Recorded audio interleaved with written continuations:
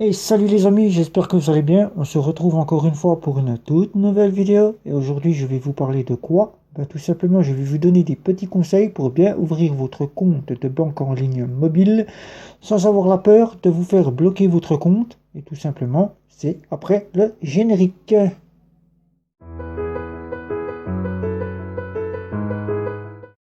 Je compare et je synthétise et je teste pour vous des cartes bancaires prépayées, des banques en ligne mobiles, des banques en ligne et des banques traditionnelles classiques. Et là, je vais donc vous donner quelques petites astuces simples pour ouvrir votre compte sans avoir la peur de voir votre compte bloqué quand vous êtes en banque en ligne mobile.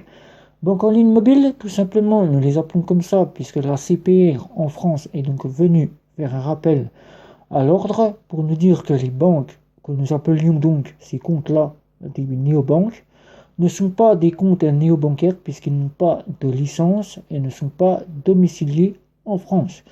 Ou tout simplement, comme je vous ai dit, ne peuvent pas nous garantir à hauteur de 100 000 euros les comptes puisqu'ils n'ont pas de licence bancaire. Il faut compter en France que nous avons Nickel, nous avons Omax, nous avons Finch, nous avons CO2 qui ne sont pas des néobanques mais des banques en ligne mobile. Tout comme Revolut et N26 ou Bunk, qui on peut considérer N26 et Bunk comme étant à moitié néobanques puisqu'ils ont bien une licence mais qui n'est pas encore valable en France. Bien que Revolut a sa propre licence en Lituanie, elle aussi est une banque en ligne mobile. Alors pour ouvrir votre compte en banque en ligne mobile, tout simplement vous choisissez la banque qui vous plaît. Voilà, vous avez donc décidé, vous avez donc choisi, vous avez donc vu, vous avez donc regardé l'offre. La première chose à faire, c'est bien sûr de regarder l'offre, mais il n'y a pas que l'offre à regarder. Il y a aussi sur le site internet, puisque nous passons tous par les banques en ligne mobiles qui sont disponibles maintenant par le mobile, nous avons donc un site internet. Chaque compte a son propre site. Il faut donc regarder les tarifs. Il faut donc regarder aussi les conditions générales. C'est les conditions générales qui vont tout faire la différence. Si vous ne lisez pas les conditions générales, que vous ne prenez pas en compte les petits caractères, les petits paragraphes de chaque consigne qu'on vous remet dans ces conditions générales, vous partez dans une mauvaise posture. Ensuite, le compte, ça s'ouvre en 8 minutes. C'est très simple, il suffit de remettre une carte d'identité, un justificatif de domicile, quelques documents, une photo, et bam, notre compte est ouvert, nous sommes bons pour avoir le RIB. Après, il ne suffit plus qu'à commander la carte. La carte, il y a des offres. Il faut regarder ce que proposent ces offres, c'est-à-dire déjà une offre standard, ce qu'elle peut proposer, une offre premium, ce qu'elle a de plus que l'offre standard. Conseil de ma dernière vidéo que je vous avais fait sur faut-il prendre une offre standard ou une offre premium. Ne partez pas de suite dans les caractéristiques de l'offre standard, me dire ça y est, je prends une offre standard, j'ai un compte. Et pour moi, ça me plaît bien. Et après, dès que je revois mon relevé bancaire, je chope des frais, par exemple les frais de retrait, quand je retire de l'argent au DAB, ou bien tout simplement quand je vais à l'étranger. Là, on se frotte les mains et on se dit, je repars et je me dis, est-ce que cette fameuse fintech est faite pour moi? Non, elle est peut-être faite pour vous, mais vous n'êtes pas dans la bonne offre. Quand on part tout de suite, on compare. On compare, on se dit, est-ce que je pars à l'étranger? Est-ce que je suis ici en France, je ne bouge pas, je ne voyage pas, je ne fais que du surplace? Eh bien là, c'est ça qu'il faut se dire. Voilà. Ensuite, si vous êtes voyageur, eh bien là, on se dit, je pars vers du côté de l'offre premium. Regardez ce que vous offrent les offres premium. Est-ce qu'elle va vous offrir quelques petites assurances? Ou est-ce qu'il vous faudra peut-être des hauts de gamme en assurance? Est-ce qu'il vous faudra l'équivalent de la Visa classique ou est-ce qu'il vous faudra l'équivalent de la Visa première? C'est ce qu'il faut se dire. Vous êtes interdit bancaire. Vous avez donc décidé de ne pas contacter votre banque de France pour lui en demander qu'elle vous remette les fameuses listes des banques auxquelles vous auriez peut-être le droit. De vous dire tout simplement, si je repars dans une banque alors que j'ai été interdit bancaire, je vais donc me retrouver avec une carte punitive. Et oui, il faut se dire ça aussi que dans les banques en ligne mobiles, vous êtes dans une banque avec une carte dite punitive. Vous ne pourrez donc pas faire certaines choses, comme par exemple passer au parking souterrain, passer au péage, puisque ça aussi, il faudra regarder quelles sont les offres qui vous proposent le passage au parking souterrain, le péage et la possibilité d'aller aux stations essence 24/24, c'est-à-dire de pouvoir prendre de l'essence sans avoir aucun souci à arriver devant le TPE. Alors qu'avec une carte punitive des banques traditionnelles classiques, vous n'allez donc pas pouvoir prendre de péage, pas pouvoir prendre de parking souterrain, mais vous allez pouvoir prendre de l'essence. Là, vous allez donc devoir vérifier cela. Est-ce que vous allez pouvoir payer serein? Il faudra vous dire avec la carte, est-ce que je vais pouvoir payer sur tous les sites que j'ai donc envie de payer? Là, il faudra donc regarder aussi. Avec une carte punitive d'une banque traditionnelle classique, vous allez donc être limité puisque certains sites n'acceptent pas les cartes punitives des banques traditionnelles classiques. Les cartes punitives des banques traditionnelles classiques, ce sont les Visa Electron, les Maestro, et donc ces cartes-là ne sont pas vraiment tolérées partout. Vous êtes vraiment limité. Il faut se dire que si la banque en ligne mobile auquel vous êtes ne vous dit tout simplement que vous n'avez pas droit au découvert, vous n'avez pas droit au découvert. C'est le prix à payer pour être dans ces banques en ligne mobile.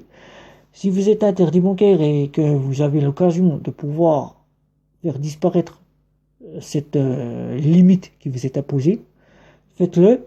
Vous partirez mieux en banque en ligne ou en banque traditionnelle classique. Et là, vous pourrez vous dire, je peux avoir un découvert. Je peux avoir des assurances habitation, des assurances décès, des assurances vie, des assurances pour l'auto. Alors qu'avec une banque en ligne mobile, il faudra prendre des assurances à part. Vous trouvez un assureur qui vous couvre. Vous trouvez pour simplement le crédit. Vous n'aurez pas le droit au crédit avec une banque en ligne mobile. Bien que maintenant les banques en ligne mobile se mettent de plus en plus à faire du crédit, mais ce n'est pas du crédit proprement dit, c'est du crédit en partenariat avec une société. Donc il faudra voir, selon si vous avez besoin d'un crédit immobilier, passez par une société de crédit. Si vous avez besoin d'un crédit à la consommation, vous passez par le crédit que vous offrira la banque en ligne mobile. Comme par exemple N26, partenariat avec United, vous pourrez donc prendre un crédit à la consommation avec United. Vous n'aurez pas de crédit proprement dit pour vous acheter une maison ou pour vous acheter un véhicule. Vous ne pourrez donc pas. Il faudra donc passer et vérifier tout cela. Ensuite, vérifiez le prix de votre abonnement. Est-ce que vous partez en offre premium? Quelles sont les disponibilités que vous avez? Et de voir le prix si vous êtes prêt à mettre de l'argent tous les mois dans un abonnement. Par exemple, M26U, prenez un abonnement à 9,90 €. Est-ce que vous souhaitez avoir une autre gamme et vous dire j'ai une carte métallique, comme le font, et de me dire je paye 16,90 €, je prends 16,90 €. Est-ce que je pars dans une offre standard et j'ai une carte plastique? Je reste avec mon offre standard, j'ai une carte plastique, je suis prêt à payer les frais. Ça, il faudra regarder. Ensuite, c'est de regarder quelles sont les limites auxquelles vous avez le droit, les limites que vous ne devez pas dépasser, c'est-à-dire les envois d'argent, les reçus d'argent, des grosses sommes, des petites sommes, souvent ce que vous pouvez déposer sur le compte afin de ne pas vous faire bloquer. Souvent, les personnes qui viennent et qui vous disent « je me suis fait bloquer mon compte », avec de l'argent dessus, ce sont des personnes qui ont déposé plus de 5 000 € sur leur compte. Ils ont déposé, ils n'ont jamais justifié, ou tout simplement c'est des personnes qui ont de très très gros salaires, des personnes qui partent de banques traditionnelles classiques, qui ne souhaitent pas aller en banque en ligne, mais qui viennent sur ces structures parce qu'elles pensent pouvoir y déposer des sommes conséquentes. Et là, ces comptes-là n'ont pas l'obligation, ne peuvent pas vous tolérer de déposer des grosses sommes, surtout N26, Revolut, Bunch, Monise. Oui. Il faut bien lire les conditions générales qui vous donnent le taux auquel vous avez le droit à ne pas dépasser annuellement et mensuellement de rentrée d'argent sur votre compte, afin de ne pas vous voir votre compte bloqué. C'est quelques petites astuces que je vous donne là, il faut bien les suivre à la lettre. Une fois que tout cela est pris en compte, vous pouvez ouvrir votre compte, justifier vos documents.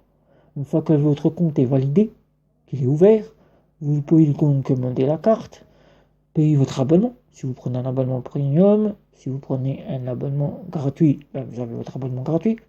Et là, attendre 5-6 jours pour recevoir la carte plastique. Sachez que maintenant, vous pouvez donc payer avec votre téléphone mobile. Ce qui est un plus, si vous devez payer avec votre téléphone mobile, vous pouvez donc déjà partir directement payer. C'est simple, c'est direct, c'est fait. Et là, vous avez votre compte qui est actif. Alors, comme je vous ai expliqué quelques petits conseils pour bien ouvrir votre compte afin d'éviter d'être bloqué, eh ben, je vais vous remettre quelques petites néobanques auxquelles moi je vous conseille, auxquelles vous serez le mieux et auxquelles il faudra bien sûr prendre en compte les petits conseils que je vous ai remis. Alors, vous aurez donc N26, la néobanque allemande, avec le RIB qui se fait de plus en plus accepter en France. Vous aurez donc Bunk avec lequel nous allons avoir un RIB prochainement français qui va arriver. Et vous aurez Revolut avec lequel vous pourrez donc, sans souci, bien sûr, faire revenir vos revenus. Mais en France, si vous souhaitez avoir un RIB français, moi je vous recommande la seule néobanque française qui est fiable et qui sera encore fiable à quelques années, si tout se passe bien pour elle, c'est Nickel. Nickel qui est ouvert depuis 2014 et qui est là et qui continue encore de faire parler d'elle à travers les réseaux sociaux, qui fait ses mises à jour sur votre application. Donc vous aurez la néobanque, la banque en ligne mobile française ici avec Nickel. Voilà. Donc si vous avez des questions sur ces petits conseils que je vous ai remis pour bien ouvrir votre compte, n'hésitez pas à commenter sur cette vidéo. N'hésitez pas à me retrouver sur les réseaux sociaux, à vous abonner à ma chaîne, à ne pas oublier de cliquer sur la petite cloche et surtout, likez.